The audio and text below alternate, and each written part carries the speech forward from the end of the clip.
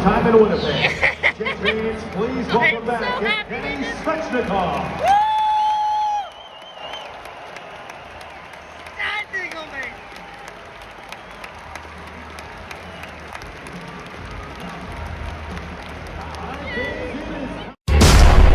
Get ready to fly.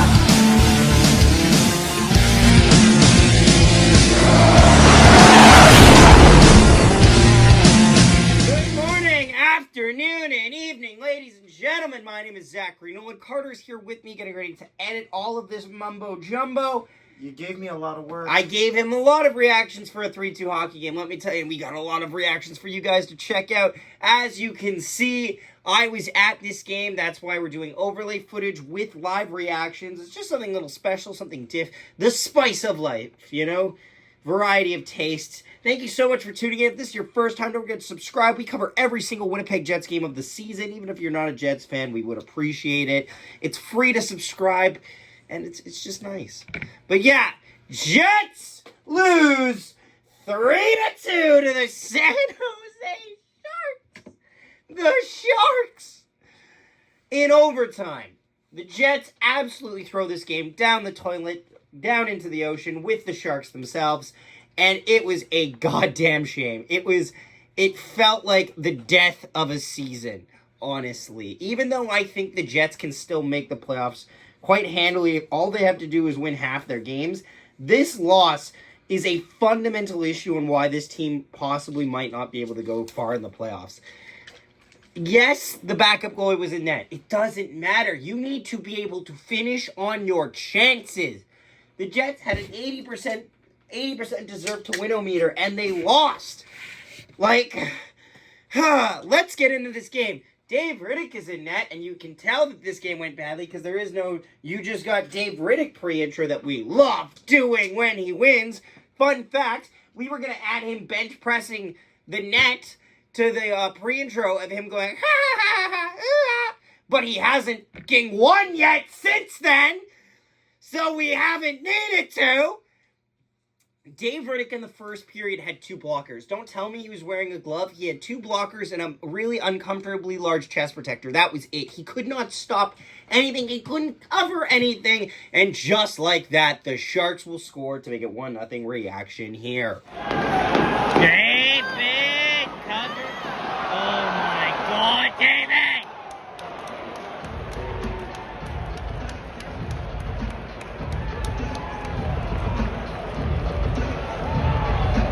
Get man's a glove.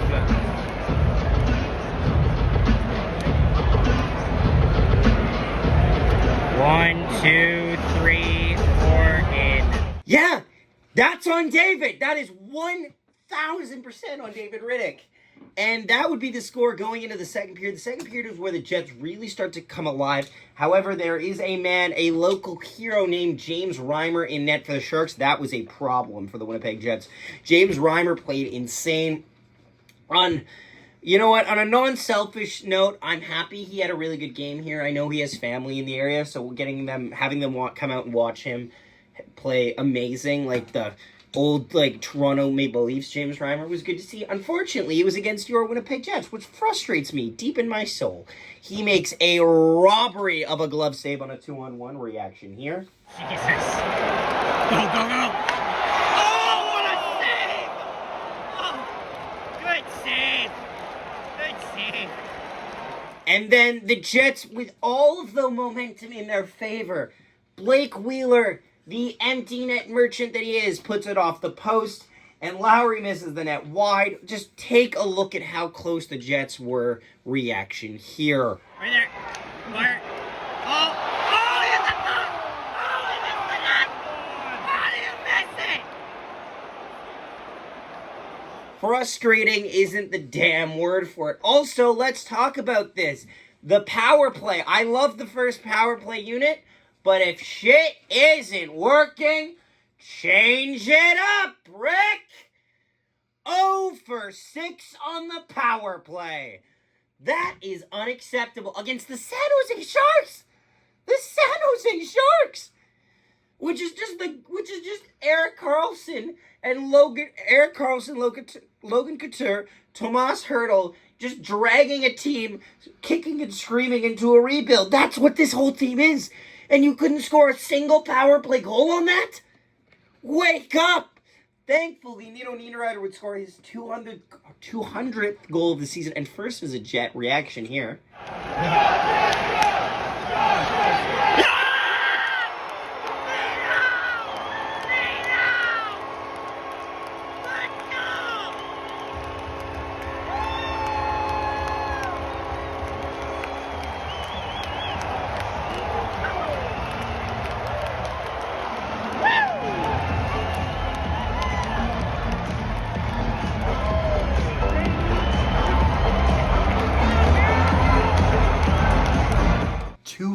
Goal of the season? Of his career. Okay. I was But yeah. about to say.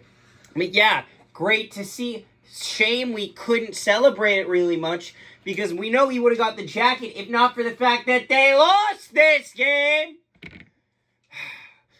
Barron then gets... Now, it's funny. It's hilarious. Eric Carlson had points on the tying goal and the game-winning goal. However, you cannot tell me that he is not a certified tank commander. Watch this absolute dog shit back check on a Morgan Barron shorthanded breakaway that results in a beautiful James Reimer Scorpion save reaction here. Oh, go, go!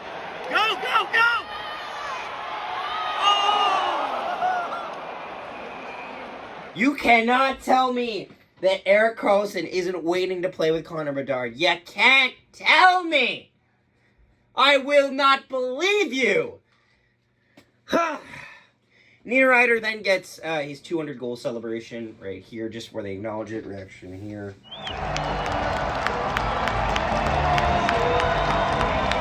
Jets keep the attack going. Here's the end of the second period because there's so many scrambles right in front of the net. They nearly get 3 goals in the same goddamn shift. Reaction here. How do you stop that?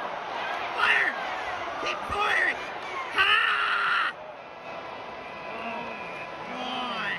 And then we go to the third period. The third period is a tale of two halves, or shall I say, a tale of the first 18 minutes and a tale of the first minute and a half, and then the last 30 seconds of the game is a mess.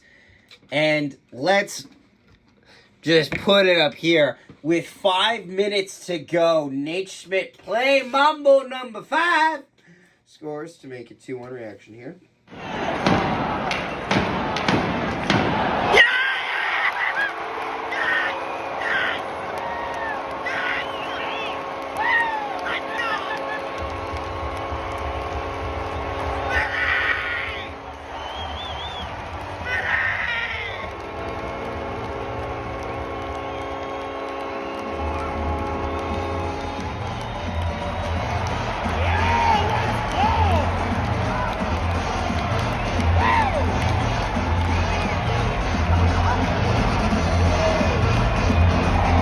Jets are getting all sorts of pressure. Dave Riddick is still uncertain to me. However, he's not really getting many shots, so we can just ignore him until late in the period. So, if any of you haven't noticed this, Rick Bowness has not gone on record saying this, but connect the dots. He thinks Nikolai Ehlers is a defensive liability.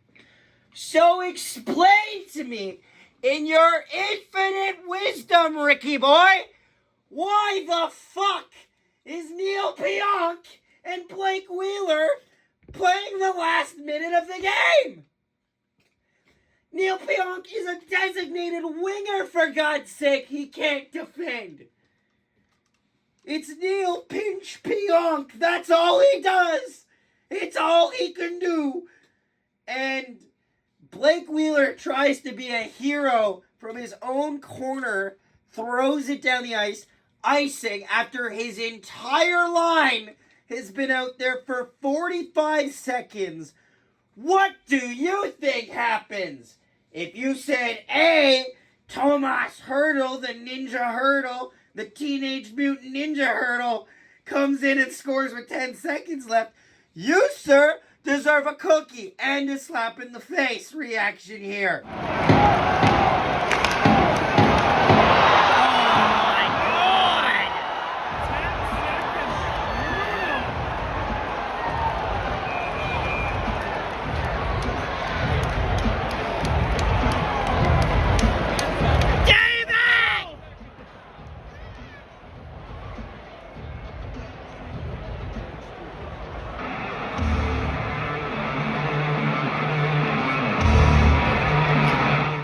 after the goal. Not you getting a cookie and slapped. And then we go to overtime. And what does Neil Pionk do, class?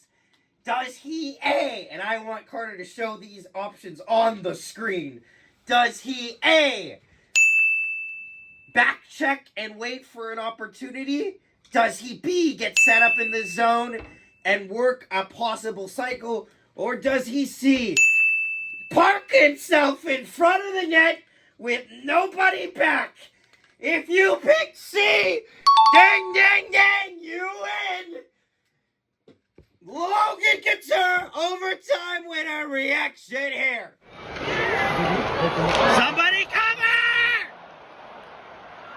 I live in a state of fear. Oh my God. Let's go for it.